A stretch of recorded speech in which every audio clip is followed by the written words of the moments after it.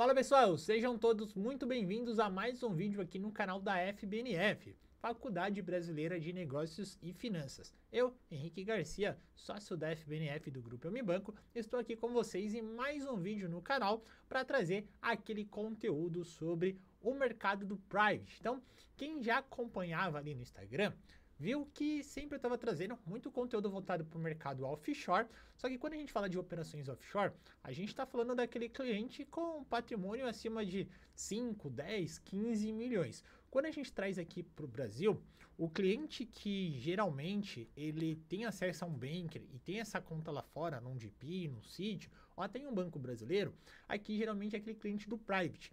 E aí quando a gente fala de serviços private, a gente está falando de serviços exclusivos que envolve o cliente ali do banker, que é o banker do segmento private aqui, envolve serviços voltados para a parte de wealth, a parte de IB, envolve serviços da asset também do banco, que aí você tem todo um time criando ali e pensando em ativos exclusivos para esse determinado perfil de cliente.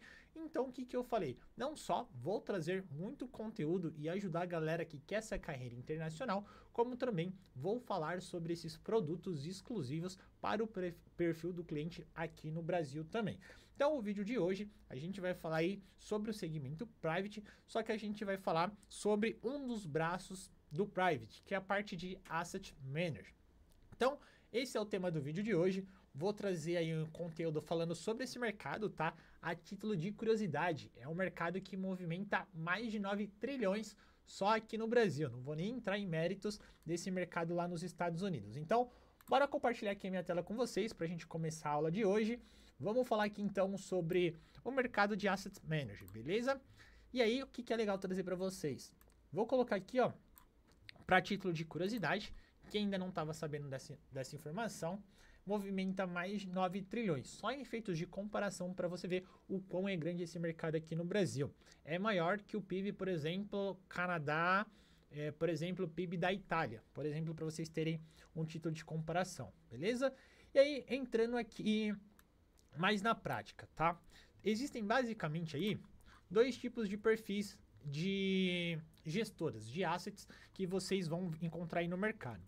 O primeiro deles é o que a gente vai falar aqui, é mais conhecido ali como são as gestoras de bancos ou conglomerados, tá? Então, quando a gente fala de gestoras de bancos ou conglomerados, por exemplo, a gente está falando aí de uma operação, por exemplo, de um Itaú, vou colocar aqui ó, como exemplo, um Itaú, um Santander, vou colocar aqui um Bradesco, aí a gente tem o BTG, e aí a gente tem o Safra, e aí assim por diante. Então, todos esses grandes bancos, essas grandes instituições, ela também tem um braço ali da Asset, que cuida da parte de alocação de ativos, perfeito? E aí tem um outro camarada nosso aí no mercado, que vocês também vão ouvir falar, ou vocês já conhecem alguma, que são as gestoras independentes. O que são essas gestoras independentes, Henrique?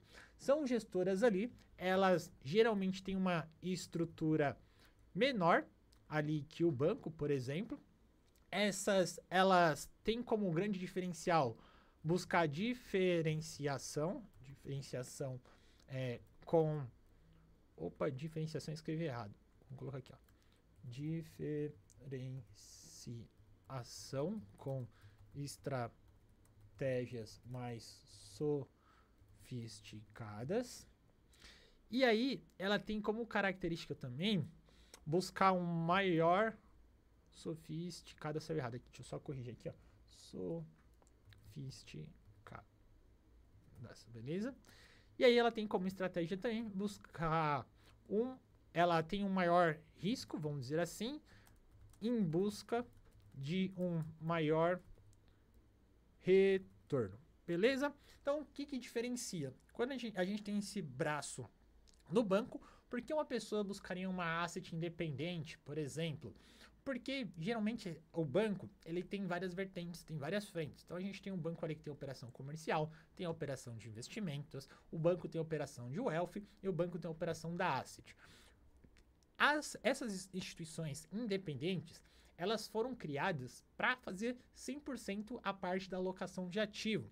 Então, qual que é o grande diferencial ali? É justamente ela trabalhar ativos ali, que para esse perfil mais, que tem um patrimônio bem maior, ela vai criar e desenvolver estratégias ali, onde o cliente ele vai se dispor ali de um risco maior de mercado através dessas estratégias mais sofisticadas, mas em contrapartida ele vai ter um retorno um pouco maior do que as assets, por exemplo, de um bancão talvez não teria. Não que um banco não tenha essas estratégias, mas o objetivo principal dessas assets independentes é 100% focar nesses tipos de estratégias. Então, algumas pode ter uma performance e um desempenho um pouco acima, tá? Não que isso aconteça, não que as assets independentes são 100% performam melhor que o banco. É só um dos motivos que geralmente elas tendem a ter ali como grande diferencial, beleza?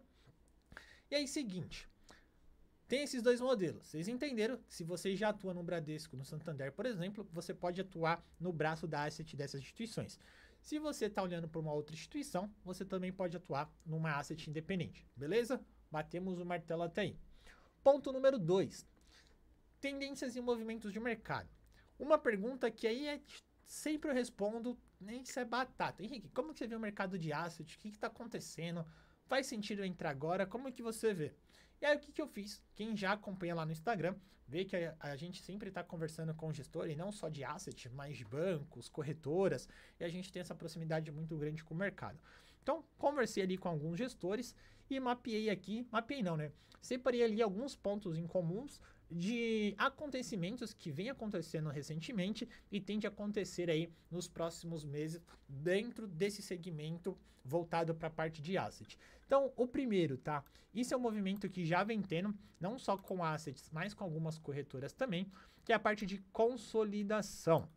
Então é um movimento bem forte que a gente vê entre fusões ali de pequenas gestoras para criar alguns braços e algumas vertentes.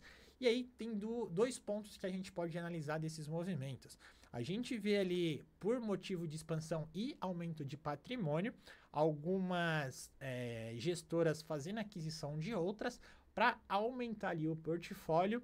E em questão de quantidade de ativos, ela consegue se vender para o mercado para equiparar. Então pensa que você tem uma gestora 1 que tem 100 mil ativos, por exemplo. Estou chutando os valores aleatórios.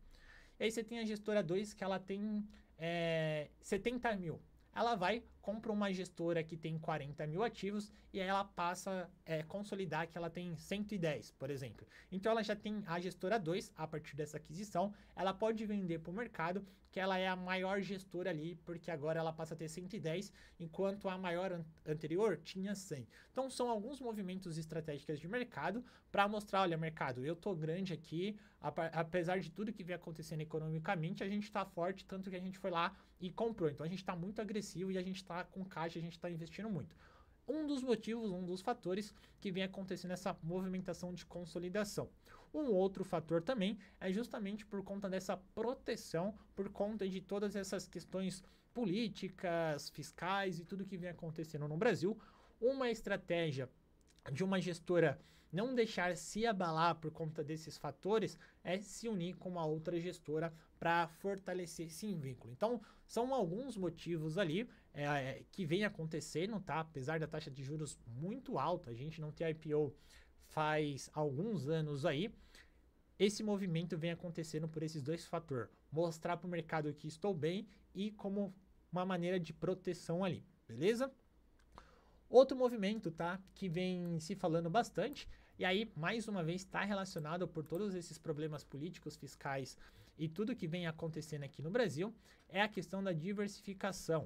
Então, hoje, quando a gente olha, lembra que eu falei?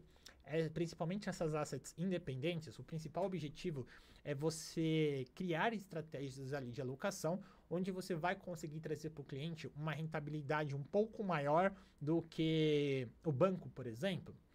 Então, como que você fica mais competitivo que a renda fixa quando você tem uma taxa de juros a 15%? Então, cada vez mais, essas gestoras estão olhando e investindo muito, principalmente no time de portfólio ali, para conseguir diversificar de uma forma que ela consiga superar ali a renda fixa. Então a diversificação, olhando para multimercados, olhando para produtos mais estruturados ali também, parte de crédito, parte offshore também, que aí acaba entrando. Essa diversificação também entra nisso, e aí envolve o ponto 3. E aí nessa diversificação, essa questão de tudo que está acontecendo no Brasil, o cliente dolarizando o patrimônio, mandando dinheiro lá para fora, tá no top 2 ali, é a questão da diversificação de portfólio para o meu cliente mais sofisticado. E aí acaba casando com o ponto 3 também de tendência de mercado. Como, Henrique, você chegou nesses pontos que você está trazendo? Foi conversando ali com os gestores, peguei alguns comuns ali, e aí separei para trazer. E aí essa parte da internacionalização meio que acaba casando com a questão da diversificação, e aí a parte de internacionalização está cada vez mais ligada com justamente consumo. Então tem a pesquisa ali que mostra que só para a gente ficar no 0 a 0, dependendo ali do que você consome, do que você tem de bens, de 15 a 20% do seu patrimônio deveria estar dolarizado. Então, esse fator de bem de consumo, hoje praticamente tudo que a gente consome vem do exterior, é um dos principais fatores, mas também como hedge patrimonial, a gente ter parte do nosso patrimônio em uma moeda forte. Então, essa questão de tirar dinheiro daqui, parte tributária, isenção fiscal também, hoje a gente está num cenário que cada vez surge alguma nova taxação em algum tipo de impostos.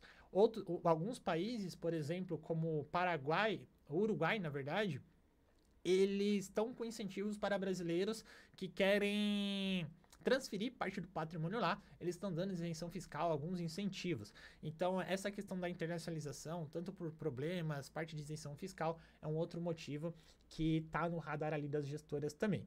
E aí, o quarto tema, vamos dizer assim, ou uma quarta tendência ali que os mercados, que os gestores estão olhando, aí acaba sendo um pouquinho mais para a parte de produtos. Alguns incomuns aqui que eles citaram que estão olhando, está muito ligado à parte de ETFs. Até a gente viu recentemente aí até um braço ali, a Avenue falando bastante sobre os modelos de ETFs na Europa ali. Então é um mercado que está bem aquecido e muito por conta, aí a gente cai mais uma vez na questão de impostos e tributações. Os ETFs lá, questão de tributação, acaba sendo menor do que nos Estados Unidos, por exemplo. Então é um mercado que está no radar ali da galera do mercado de asset, a parte de FIIs, principalmente quando a gente olha os REITs, que seriam os fundos imobiliários equivalentes lá nos Estados Unidos, que aí você vê que um acaba encaixando no outro, e a parte dos FIAGROS também, que é um setor muito forte aqui no Brasil. Então, é uma visão para trazer um panorâmica aqui para vocês de como anda o mercado, o que os gestores estão acompanhando, e aí a parte que eu sei que vocês estão querendo saber aí. Caminhos e carreiras. Henrique, quais são os caminhos aí para quem quer seguir carreira na parte de asset? Me fala aí quais são os principais cargos, quais são as portas de entradas, como que tá, o que eu sigo, o que eu faço da minha vida. Beleza. Vou falar isso agora para vocês, mas antes, olha, se você tá gostando desse vídeo e você tem mais interesse em entender como que funciona esse mercado de asset, olha só o que você vai fazer. Você vai clicar no link que eu vou deixar aqui na descrição desse vídeo para vocês e vocês vão se inscrever gratuitamente no Private Summit 2025. Henrique, o que é esse tal de Private Summit 2025? É um evento online que a gente vai fazer 100% gratuito, onde 100% do foco é falar sobre carreira na parte de Private Bank, Wealth Manager, a parte de IB. Vai ser nos dias 29, 30 de setembro e 1º de outubro, sempre às 20 horas. Só que cuidado, tá? Por quê? O evento ele vai ser fechado via Zoom. O Zoom ele tem uma limitação de quantidade de participantes. Então, se você deixar para se inscrever depois ou não se inscrever, deixar para a última hora, esse evento não vai ser transmitido via YouTube. Vai ser só para quem se inscrever. Então, ó, assiste esse vídeo, terminou, já clica no link da descrição que eu vou deixar aqui para estar fácil para vocês. Clica em se inscrever, é bem rápido. Você só vai preencher o seu nome aqui e telefone de contato, que é pra gente mandar ali a notificação para você assim que começar o evento, para você não perder. E aqui você já consegue consultar toda a programação, tá? Primeiro dia, dia 29 de setembro, às 20 horas, a gente vai falar sobre carreira no segmento private. Às 21, a gente vai trazer ali mais de 2.000 oportunidades no segmento private. E aí, quando a gente fala segmento, entra toda a parte de OIB, Wealth e a parte de Assets. São todos os serviços exclusivos que um cliente com patrimônio acima de 10 milhões tem acesso, e a gente vai ensinar vocês a chegar aí nessas vagas. No segundo dia do evento, que é no dia 30 de setembro, às 20 horas, a gente vai falar sobre como proteger o patrimônio de um cliente aí com produtos offshore. E às 21, a gente vai falar sobre o mercado de asset, a parte de wealth e IB também. Terceiro dia de evento, a gente vai começar ali às 20 horas falando sobre técnicas comerciais para você se destacar como banker. Lembrando, tá? Comercial não é só para o cara do relacionamento, para o banker que trabalha ali no segmento private. Você que trabalha numa asset, você que trabalha numa wealth, por exemplo, você também precisa ser um bom comercial. Então é muito importante você também participar dessa aula. E aí às 21 a gente vai trazer todo o passo a passo para você que quer chegar ali, seja numa asset, no wealth, ou até mesmo como banker ou como advisor dentro do private. A gente vai trazer tudo o que você precisa fazer aí, bem prático e bem mão na massa. Vou deixar o link aqui, você já se inscreve, não paga nada, não leva 5 segundos para você preencher esse formulário, só preenche aqui, ó, vai clicando em próximo aqui embaixo, e aí você já preenche também, beleza? Então 100% gratuito, já se inscreve para você não ficar de fora. Henrique, vamos lá, portas de entradas aí que você vê com bons olhos para quem quer seguir uma carreira no private. Então vamos lá. Primeiro de tudo, tá? Tem duas áreas aí. Você que está começando, não tem tanta experiência, ou até tem uma experiência ali na parte de relacionamento, mas você ainda não tem a senioridade para um cargo de private. A porta de entrada para você atuar numa asset seria ali cargos mais operacionais, cargos de back office, como assistente, por exemplo. E aí, um comum, você pode atuar como um dealer banker, por exemplo, dentro de uma asset. É um cargo bem comum. A área de RI, que é relações com investidores, algumas assets contrata um RI mais júnior para ele desenvolver, entender. Você começa ali fazendo contato com pequenos clientes ali da asset, e aí você vai evoluindo, você vai assumindo carteiras e posições maiores. O papel do RI é o cara que vai fazer a ponte entre a asset e o cliente final ali. Então você vai fazer o papel do gerente de relacionamento, que é o papel do banker no private, por exemplo, só que esse papel ali numa asset, um dos cargos é o cargo de RI, que é a relação com os investidores ali. É a porta de entrada, tá? Você pode começar como RI mais júnior, ou você pode começar com os cargos operais, como o dealer banker, que seria um cargo de um assistente. Beleza? Henrique, quais são aí outras possibilidades? Eu já sou mais sênior, eu já tenho um certo tempo de mercado. Quais são os cargos que eu consigo aplicar para trabalhar numa asset? Lembrando, tá? Esses cargos servem tanto para asset do banco, quanto para as assets independentes também. Então, vamos lá. Um cargo aqui que vocês conseguem é o RI, que é Relações com Investidores. É esse cara mais comercial, que vai fazer esse contato entre os serviços da asset e o cliente final. Então, você consegue tanto um cargo mais júnior, quanto cargos mais sêniores também. O gestor de portfólio, o gestor de fundos, é um cargo bem mais sênior. Aqui você já precisa ter CGA ou CGE, por exemplo, para você ser ali o gestor e cuidar da compra e venda dos ativos. É um cargo mais sênior e tem essa especificidade. Já vou falar um pouquinho das certificações também.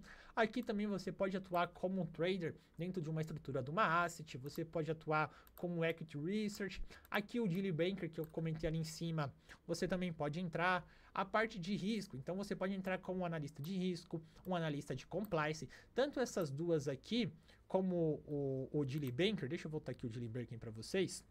Essas três aqui, vocês conseguem pegar um cargo mais júnior, quanto um cargo um pouco mais sênior também. Depende da estrutura e do que o asset está olhando. Principalmente o cara de risco, o cara de compliance. Você pode entrar como assistente na área de risco, você pode entrar como assistente na área de compliance, você pode entrar como assistente ali no papel de dealer banker, prestando esse suporte para o cara de RI, por exemplo, ou você sendo um assistente ali do gestor, ou você sendo um assistente do cara do portfólio. Então, são três cargos que te possibilitam entrada mais júnior, ou você pode ir com um analista sênior de risco, analista sênior ali de compliance também. E o portfólio, o especialista em portfólio de investimento, seria o papel do especialista ali, por exemplo, no Ion, seria um especialista de investimentos no Principals, você que é especialista de investimentos ali no Santander, você que é especialista de investimento no Safra, dentro de uma asset, o cargo equivalente que cuidaria dessa parte de portfólio seria o especialista em portfólios ali da asset. É um cargo bem técnico também. Então você que é mais técnico, atua como especialista, assessor de investimentos e gosta dessa parte, você pode seguir carreira como especialista em portfólio ou você pode atuar ali como gestor. Vai depender da sua certificação e da sua habilitação para atuar. Você é mais comercial, aí você pode vir para a parte de RI, relações com investidores também, beleza? São alguns dos cargos ali, e agora a gente vai falar um pouquinho sobre as certificações. Henrique, como que vem, quais são as certificações, como que funciona essa parte aí quando a gente fala de uma asset? Vamos lá, depende do cargo que você almeja, tá? As certificações, elas não são obrigatórias para alguns cargos na asset, a não ser que você seja o gestor, e aí você é obrigado a ter o CGA. Então, se você quer CRI, por exemplo, não vou te cobrar que você tenha CEA, que você tenha CFP. Você consegue aplicar para essas vagas, porém, não é obrigatório, mas é desejável que você tenha. Não vão te exigir que você... não é obrigatório você ter um CEA, você ter um CFP, por exemplo, você não precisa ter o CFP para aplicar, com o CPA 20 você consegue aplicar, só que quanto maior sua certificação, com bons olhos você vai ser visto. Então, se eu fosse separar ou colocar um ranking aqui de certificações, eu olharia da seguinte maneira, tá? Deixa eu até reduzir aqui o tamanho para ficar um pouco mais legível para vocês. Vamos lá. Vai trabalhar na parte comercial, relações com investidores, você não precisa ter CEA ou CFP, não é obrigatório, mas é desejável. Tipo, legalmente, você não precisa ter, mas se você tem, você passa na frente de todo mundo. Agora, se você for o gestor, aí sim, você precisa ter o CGA, você precisa ter o CGE, ou o CAIA, que é uma certificação internacional. Para gestor de fundo, aí é CGA na veia, não tem outra, mas você consegue ingressar na asset sem precisar ter. Em alguns casos, a pessoa entra na asset em algum desses outros cargos e aí procura tirar o CGA só depois que já está na asset para assumir essa função do gestor de fundos, beleza? E aí tem aquelas certificações mais de risco, mais de compliance, não vou entrar, são mais técnicas, mas é mais para o cara que quer seguir carreira no analista 1, 2, 3, sênior, pleno e por aí subindo de casinha ou crescer nessas áreas de risco e compliance, beleza? E aí, uma provocação que eu quero deixar para vocês, tá? Por quê? Certificação é desejável, mas ela não é obrigatória, certo? Quando a gente olha para o mercado hoje, isso aqui comanda o mercado. Vou colocar aqui para vocês, ó, só para vocês terem uma noção. Isso aqui é o mercado hoje. Só a CEA são mais de 57 mil profissionais certificados. CFP a gente tem mais de 10 mil. CFG, CGA e CGE são mais de 8 mil CFG, mais de 7 mil CGA e mais de 6 mil CGE. Ó, se a gente for somar tudo isso aqui, ó, 57, 67, 70, 80, chega a quase 100 mil profissionais certificados. Isso que eu não tô nem puxando a régua para CPA 10 e CPA 20. Se você é só CPA 10 e CPA 20, eu não tô nem falando com você aqui nesse vídeo. Tô focando nesses caras aqui. E aí vai minha pergunta. Henrique, pô, gostei do conteúdo, gostei da parte de asset, e aí não é nem só para asset, tá? Essa reflexão que eu quero que vocês façam serve tanto para você, quer ser um banker no private, quer ser um advisor no private, quer ir para uma asset, quer ir para uma elf. O que você está fazendo hoje que se diferencia de toda essa galera aqui? Porque certificação, ó, você e mais toda essa galera que tem, já não é diferencial nenhum, seja para asset, seja para o elf ou seja para o private. O que você está fazendo hoje que te diferencia para você conseguir uma dessas vagas? Diferente de uma vaga do varejo, de uma vaga do alta renda, de uma vaga na área de investimento, que são mais de 15 mil vagas aí no mercado, somando alta renda, somando a área de investimento. Cara, o jogo dessas áreas exclusivas são poucas vagas comparado a essas áreas do varejão. Existe muita oportunidade, só que o número é bem inferior comparado a essas outras. E não é para todo mundo. São para aqueles que se destacam e são considerados acima da média. E aí eu deixo essa lição para você. que você está fazendo hoje de diferente dessa galera aqui? Porque isso aqui mais de 100 mil profissionais já tem. Beleza? Fica essa reflexão. Encerro o vídeo de aqui por hoje, porque já ficou muito longo. 24 minutos de vídeo é muita coisa. Já deixa o like aí se você gostou. Comenta aí também se você está gostando desses conteúdos voltados para a parte de private, wealth e offshore também. E se tem algum assunto específico que você quer que eu traga aí no vídeo, comenta aí também. A gente se vê no próximo vídeo aqui no canal da FBNF.